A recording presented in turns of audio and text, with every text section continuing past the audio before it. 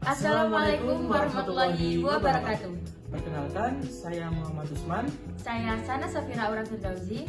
Kami dari Universitas Negeri Malang, program studi S1 Pendidikan Tata Boga. Pada kesempatan kali ini, kita akan membahas tentang needs atau kebutuhan pada mata kuliah perencanaan pembelajaran.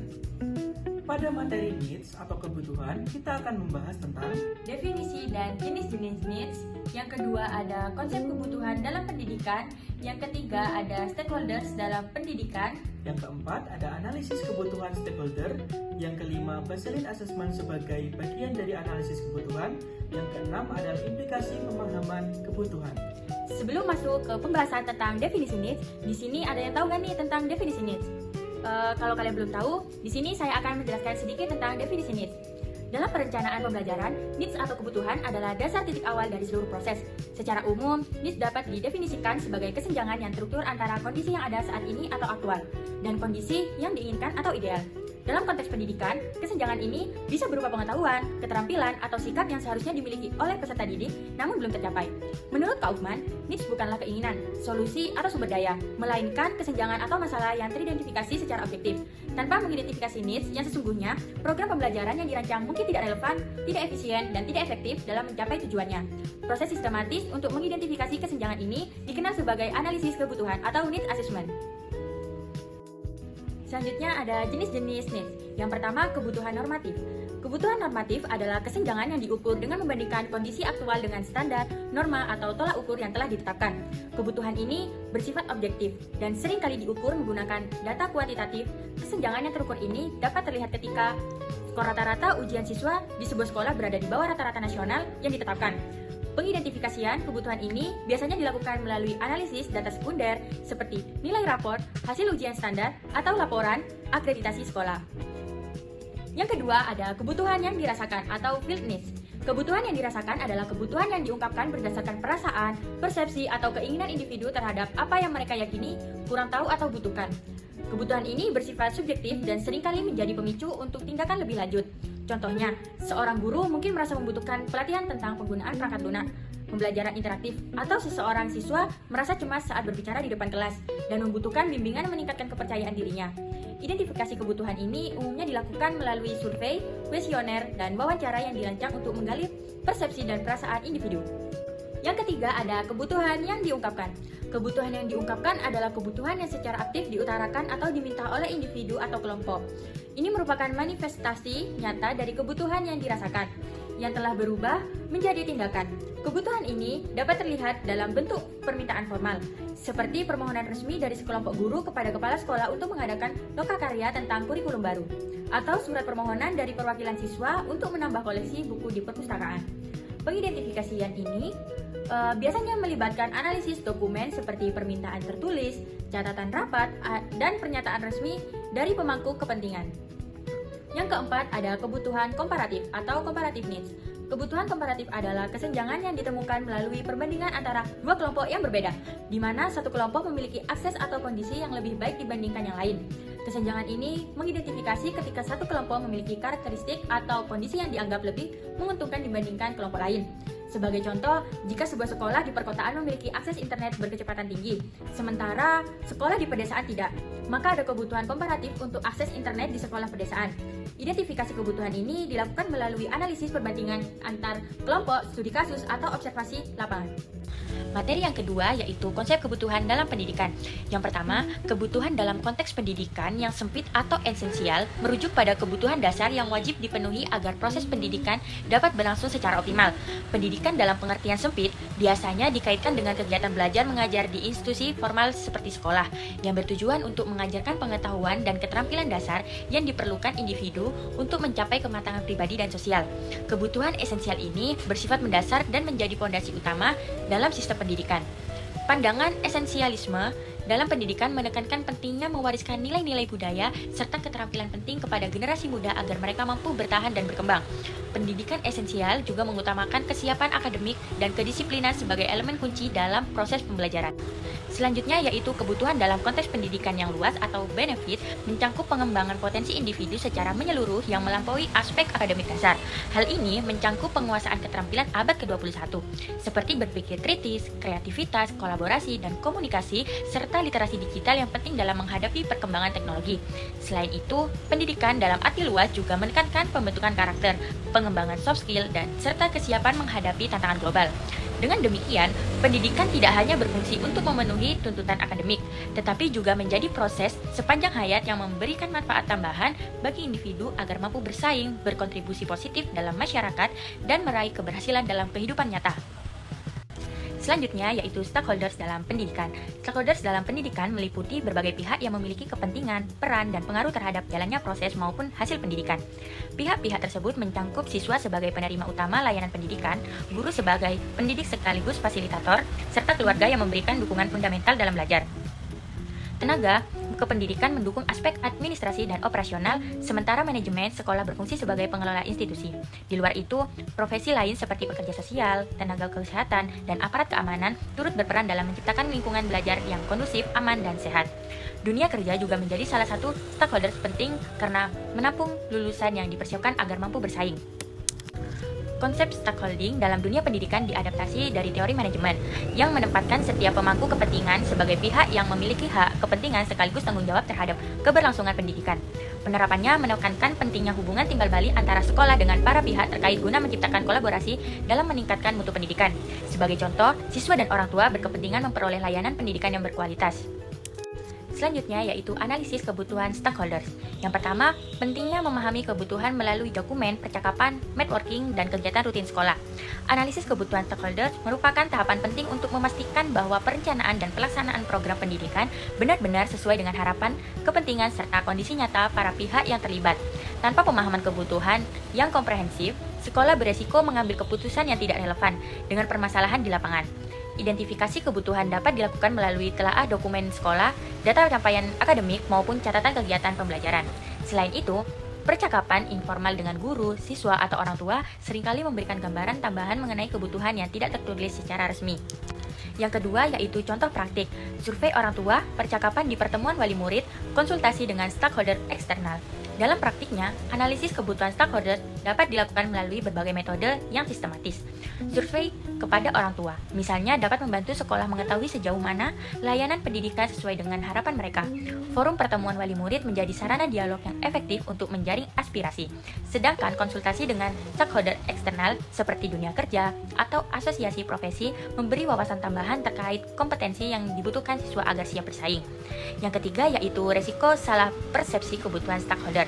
Meski penting, analisis kebutuhan juga memiliki resiko apabila dilakukan secara terbatas, terburu-buru, atau tidak melibatkan semua pihak.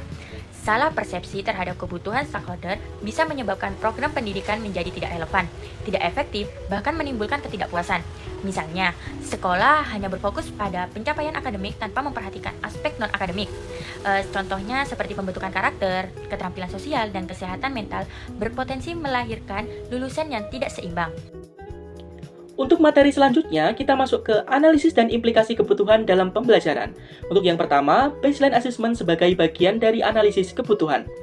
Perlu diketahui, baseline assessment adalah salah satu metode atau kunci dalam analisis kebutuhan. Need assessment ini adalah proses pengukuran atau penilaian yang dilakukan di awal program atau intervensi untuk mengukur kondisi, pengetahuan, atau keterampilan awal peserta didik. Data yang diperoleh dari baseline assessment berfungsi sebagai titik referensi atau titik nol untuk mengukur kemajuan atau dampak dari program pembelajaran yang akan dilaksanakan. Selanjutnya, ada manfaat baseline assessment. Ada 4 manfaat baseline assessment. Yang ke-1, untuk mengukur kemampuan awal siswa, yaitu memberikan gambaran yang jelas tentang apa yang sudah diketahui atau bisa dilakukan oleh siswa sebelum intervensi pembelajaran.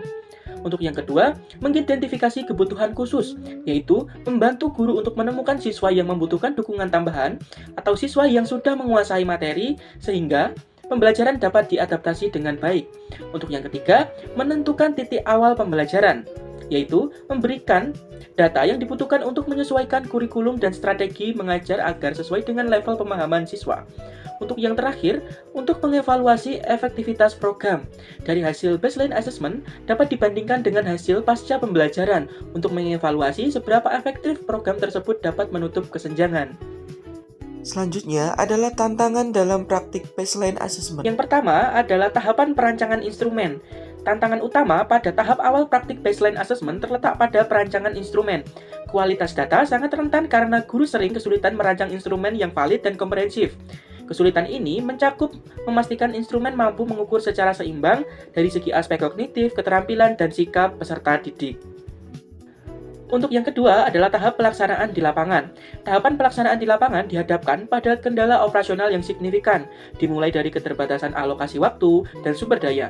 Keterbatasan waktu yang dimiliki guru akibat beban tugas lain secara langsung menghambat proses perancangan, mengadministrasikan, dan menganalisis asesmen yang berkualitas. Konsekuensinya, dari keterbatasan ini adalah terabainya evaluasi aspek sikap dan keterampilan yang memerlukan observasi yang mendalam. Selain itu, dalam kurikulum modern, banyak guru yang masih memiliki keterbatasan keterampilan dan teknologi, yang pada akhirnya menghambat pemanfaatan platform digital untuk mempermudah administrasi, scoring, dan analisis data baseline assessment. Untuk yang ketiga adalah tahap terakhir. Masalah terakhir berpusat pada pemanfaatan dan interpretasi data setelah asesmen selesai. Intinya, masalahnya adalah miskonsepsi tujuan asesmen dan fokus sumatif, di mana mayoritas guru belum memiliki pemahaman yang kuat terkait perbedaan mendasar antara asesmen diagnostik dengan sumatif. Konsekuensinya dari miskonsepsi ini adalah data baseline yang seharusnya digunakan untuk perbaikan proses kurang diperhatikan karena fokus utama guru cenderung beralih pada perolehan nilai akhir. Untuk materi selanjutnya adalah prinsip-prinsip baseline assessment yang baik. Ada 4 prinsip. Untuk yang pertama adalah prinsip multimetode. Prinsip multimetode berarti guru harus menghindari penilaian hanya dari satu sumber. Ini penting karena setiap metode penilaian yang baik itu, dari tes tulis, observasi, wawancara, maupun portofolio, memiliki kelebihan dan kekurangan masing-masing, sehingga mereka harus saling melengkapi. Dengan menggunakan berbagai cara ini, guru dapat memperoleh gambaran utuh tentang kondisi, gaya belajar, dan minat siswa. Untuk yang kedua adalah prinsip multi-waktu. Prinsip multi-waktu menekankan bahwa baseline assessment seharusnya tidak hanya dilakukan satu kali. Praktik yang benar menuntut asesmen diagnostik dilakukan secara berkala dan konsisten, yaitu tidak hanya di awal tahun ajaran baru, tetapi juga di awal semester atau sebelum memulainya pokok pembahasan baru. Untuk yang ketiga adalah prinsip kombinasi kuantitatif dan kualitatif. Baseline assessment yang efektif mengharuskan adanya kombinasi data kuantitatif dan kualitatif untuk memberikan konteks yang kaya. Data kuantitatif seperti skor tes atau rata-rata kelas berfungsi sebagai titik referensi yang penting untuk mengukur tingkat perubahan dan membandingkan situasi sebelum dan sesudah. Data ini tidaklah cukup tanpa didampingi oleh data kualitatif. Rujuk pada informasi deskriptif, narasi, atau konteks misalnya cara. Data kualitatif ini esensial penyebab dibalik skor kuantitatif, sehingga kombinasi kedua jenis data ini mutlak diperlukan agar intervensi yang dirancang sesuai sasaran.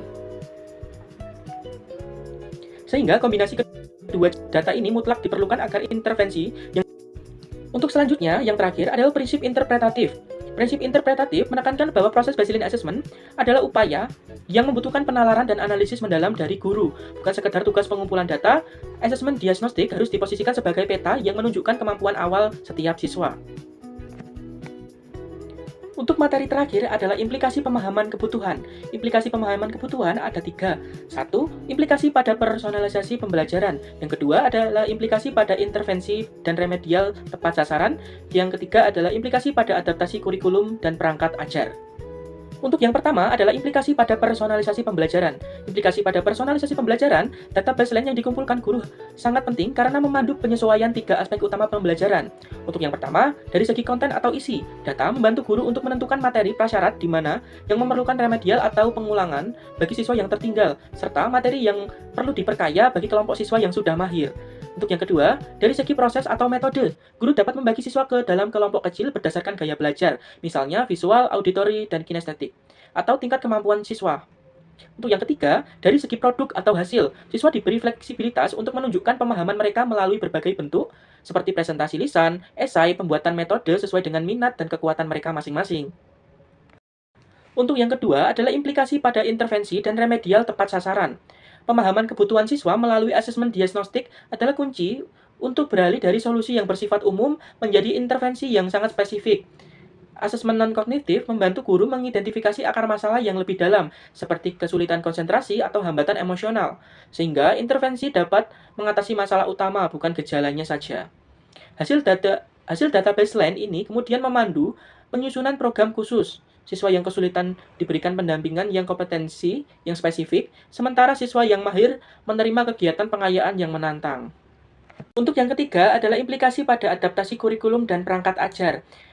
Di tingkat perencanaan makro, pemahaman kebutuhan siswa sangat vital karena memungkinkan sekolah dan guru untuk mengadaptasi kurikulum yang relevan dengan konteks lokal dan perkembangan peserta didik.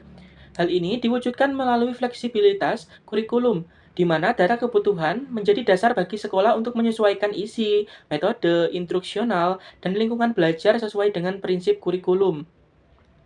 Hasil diagnostik ini kemudian menjadi panduan bagi guru untuk merancang modul ajar yang responsif. Baik, itu pembahasan dari kami tentang needs. Semoga bermanfaat. Terima kasih. Wassalamualaikum warahmatullahi wabarakatuh.